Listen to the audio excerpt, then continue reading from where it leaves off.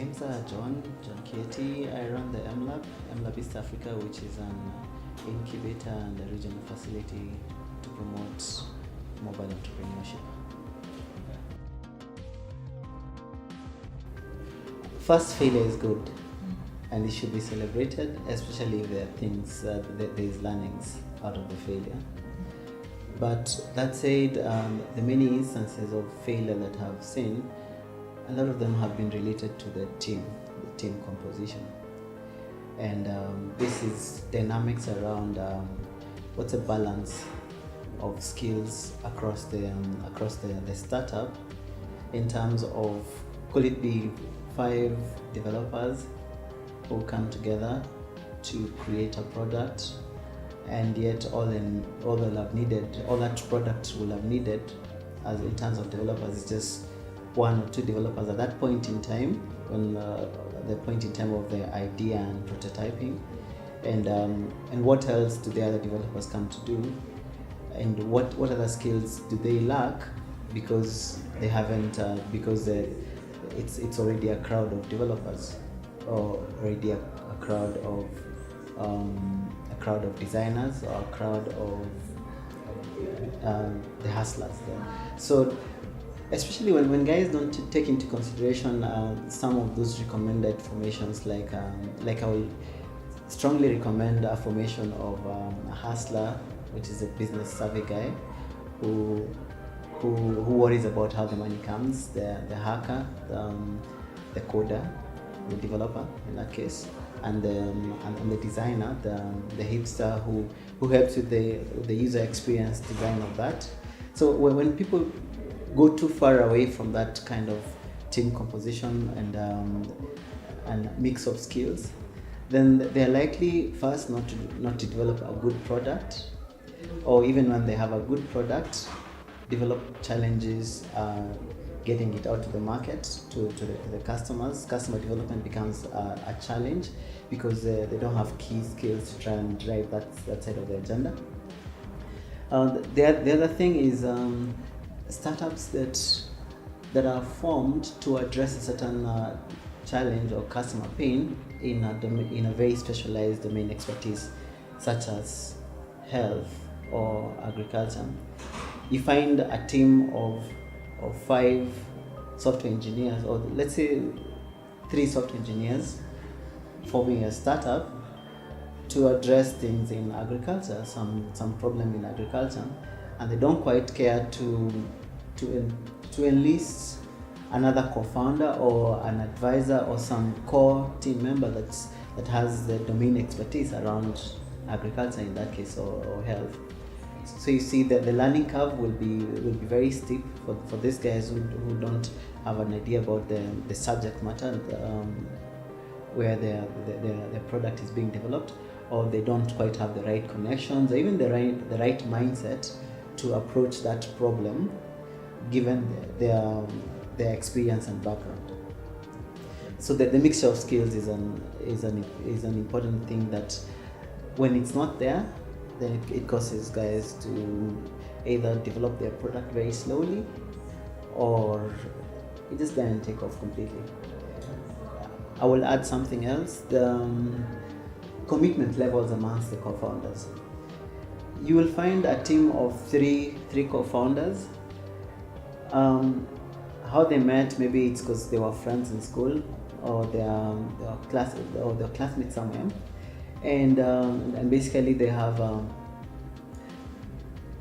one of them has a job, another one is freelancing, or let's say all of them are freelancing doing other things.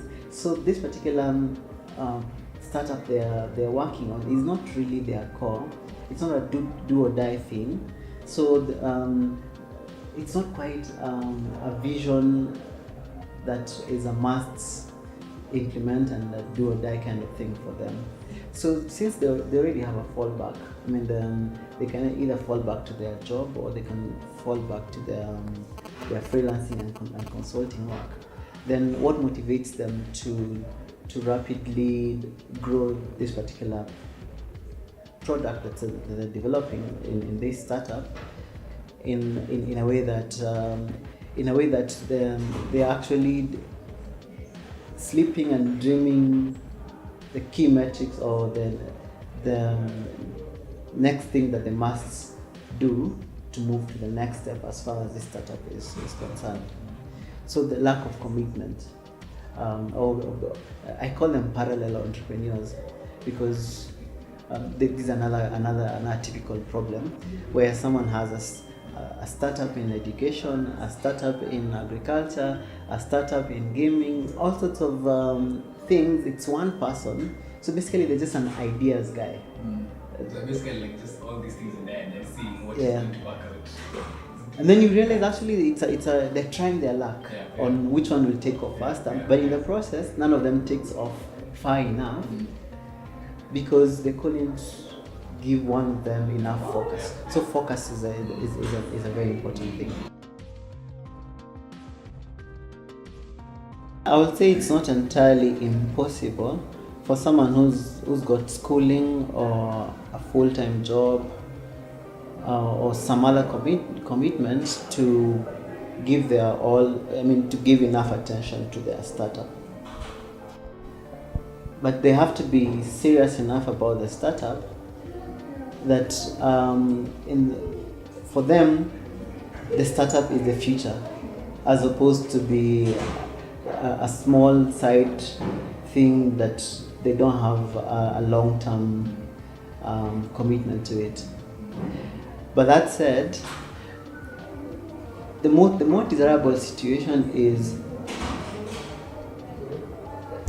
try and get into the startup and develop, and from the word go, start developing your customers. Start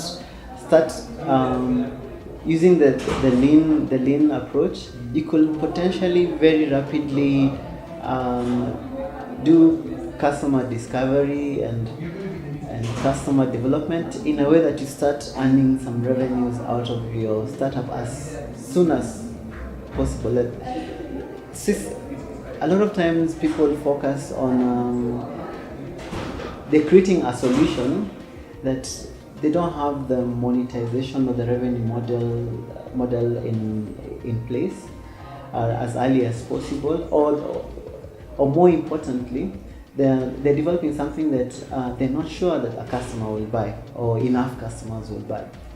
So if you don't use an approach that helps you to quickly discover what's a customer pain that a customer will pay to have solved, and pay like yesterday because it's paining them that much, then you end up developing something for months and years, something that's just your trophy that sits in your laptop for a very long time, because no one really needs it outside there. It's just your own actualization, which happens a lot amongst our startups. But if you go to the customer sooner in terms of their most pressing needs and start addressing them and start capturing value from them in terms of them paying you, then you'll more quickly face away those consultancies and freelances, and it would be your path out of employment, if that was the case, would be sooner, because yes, you start seeing real revenues.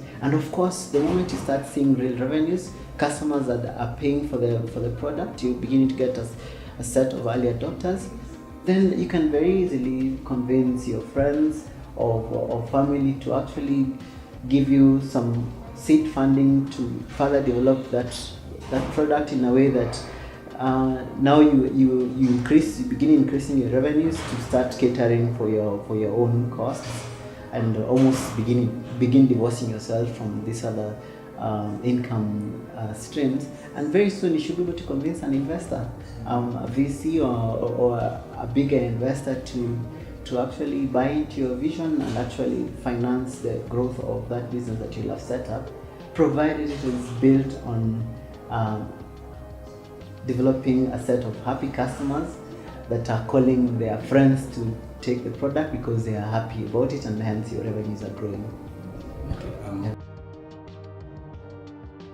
I'll give an example for the ones that we engage with around Pivot, around our incubation program, and around our training program. Out of out of about 50 startups, only about 5-10 of them, so that's 10-20% of them, to me will go past the year. There's something I like to really advocate loudly amongst the startups that we work with, and that's the concept of stock vesting or shareholder vesting, where you have a founders agreement, or in a shareholders agreement for your company formation, you agree that from the word go, say you have 100 shares and there's 2 of you guys. So if there's 100 shares and 2 of you guys, of course with the records of the register of companies, you will say you have, if you share it equally, that's 50-50 shares each. But really, once you by saying you have 50-50 shares equally, can you truly say that you've earned those shares? So there's the vesting schedule, which usually placed in a vesting agreement. It could help in a way that people are able to say that, yes, I have 50 shares. Yes, you co-founder, you have 50 shares according to those records. But for every, but out of those 50 shares, maybe only 10 of them are fully owned, are fully earned, because maybe the idea and a couple of things that you have done before you formalize this relationship. But these remaining 40 shares, you will earn them over the next 4 years, so that you can agree whether you lock them in on a monthly basis or weekly, or there's 52 weeks in a year. So every year you earn one. A better example is on a quarterly basis. So if there's 48 quarters in those 4 years, so every year you earn 1 out of 48 of the outstanding shares, and that's every quarter. So the math can be difficult to illustrate here, but it will be in such a way that if someone exits the startup by year 2, there is still some stock remaining out of the 50 that he will have got that could be allocated to someone else, or at least there's a deterrent for him leaving too early. And sometimes the standard vesting schedule is a 4-year schedule, and it has a cliff, a 1-year cliff there. So that's the first 12 months. If a founder does not at least last beyond the first 1 year, they lose everything. And you know, since for most startups the most difficult times are that first year, then if you go over to the next 1 year, then you probably have even more incentive to stay on, because what you've gone through is enough to say, I can't lose what I've built so far. And you can still apply a vesting schedule even for employees when you give them stock options, or when you give them, or even for advisors like lawyers and other guys, if you give them stock options.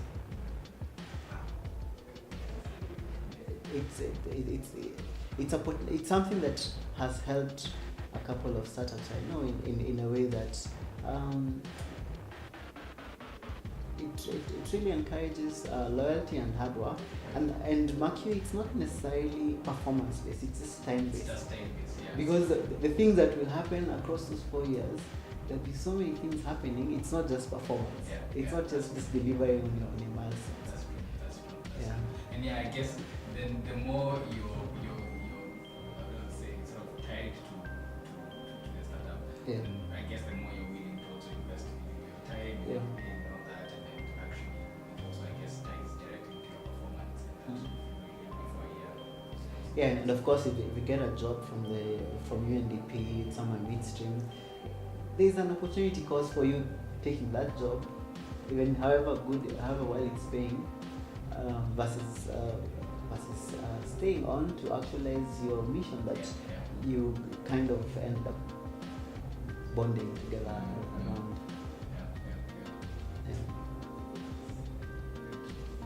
Yeah, that's I would encourage more startups to explore that, and it's fairly easy.